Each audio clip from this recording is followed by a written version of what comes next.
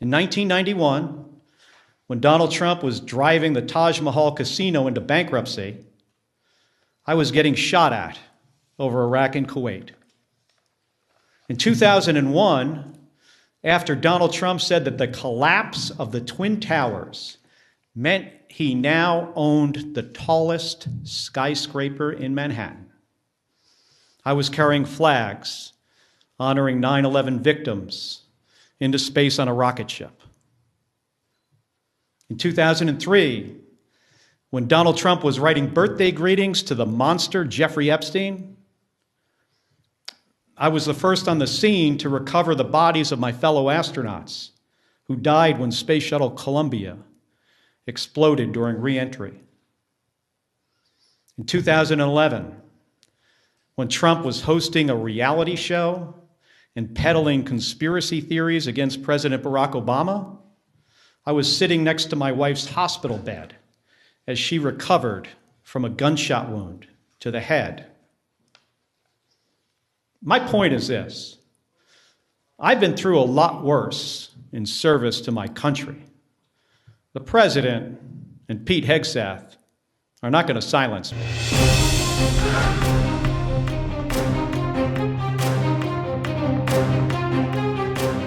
Throughout his entire career, in business, reality TV, and politics, Donald Trump has had one and only one play: bullying his opponents into silence. He did it as a failed casino owner who bankrupted his properties and screwed over his contractors. He did it as a reality TV host known for firing people. And he's done it as president who tries every day to intimidate people with no regards for the rights or well-being of the American people. I'll say this for the guy: while he's never seemed to do much else right, for most of Donald Trump's career, bullying people has worked out for him. But not now. Because I won't let it happen. The American people won't let it happen. President Trump is trying to silence me, threatening to kill me for saying what is true. And he sent his Secretary of Defense after me. And it's not going to work. Here's how we got here. A week and a half ago, Senator Slotkin and I, along with others who also served in the military and the intelligence communities, we released a video with a simple message to service members that they must refuse illegal orders. Nothing was controversial about that. Everyone must follow the law. No one may break the law. This is pretty basic stuff. Seeing that video, here's how any other president would have responded. They would have said 2 words: of course. But that's not how this president responded. We've become so accustomed to Donald Trump's behavior that it is worth emphasizing. The President of the United States said that 2 U.S. senators and 4 members of the House of Representatives should be arrested, hanged, executed for something we said, for something that is true. My family knows the cost of political violence. My wife, Gabby, was shot in the head and nearly died while speaking with her constituents. The president should understand this too. He has been the target of political violence himself. The Speaker of the Minnesota House of Representatives, Melissa Hortman, and her husband were murdered in their home this year. The governor of Pennsylvania, Josh Shapiro, had his house firebombed this year. Then Charlie Kirk was assassinated at Utah Valley University, a place I visited just a few weeks ago with Republican Senator John Curtis. Faced with a wave like this, every other president we have ever had in the history of this nation would have tried to heal the country.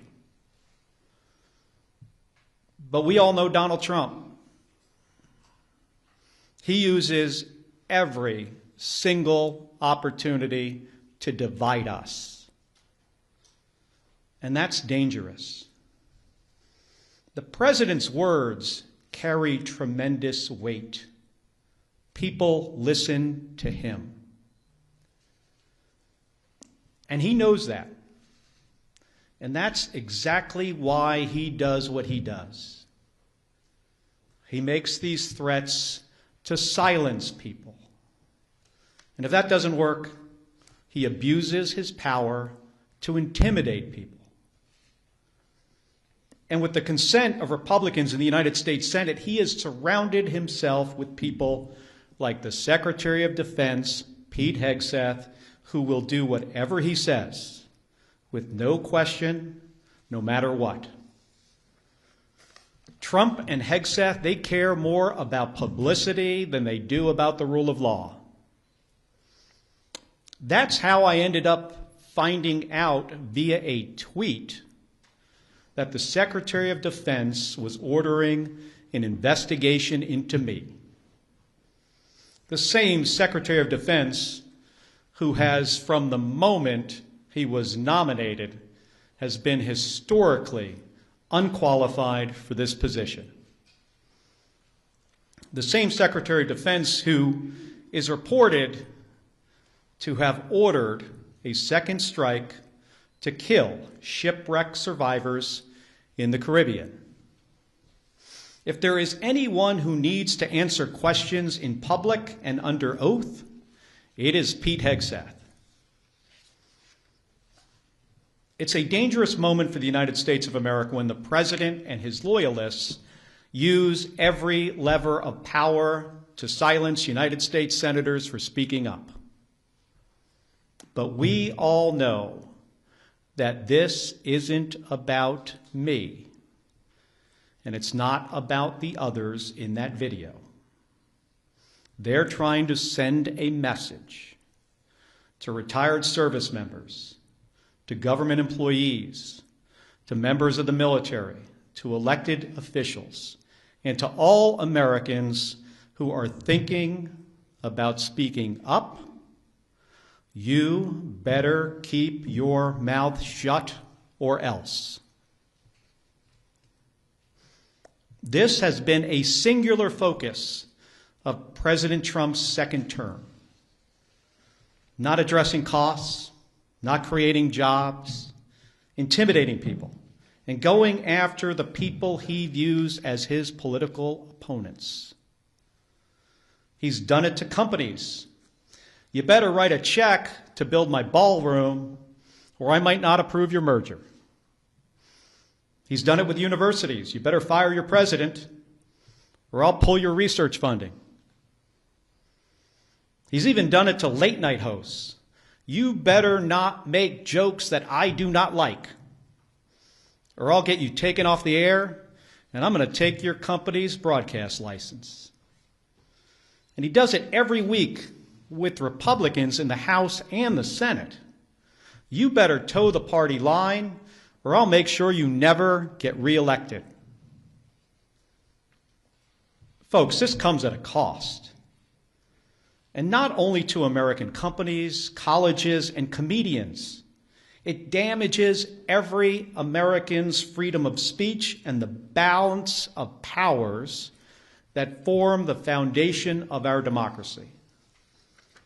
Because when Republicans in Congress are too afraid to disagree with this president, it means that his bad ideas go unchallenged.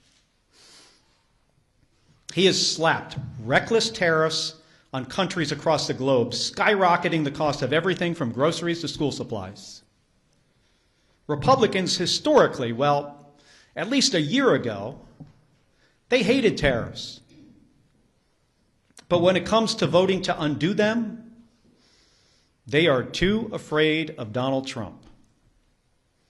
So Americans pay more for just about everything because of spineless politicians.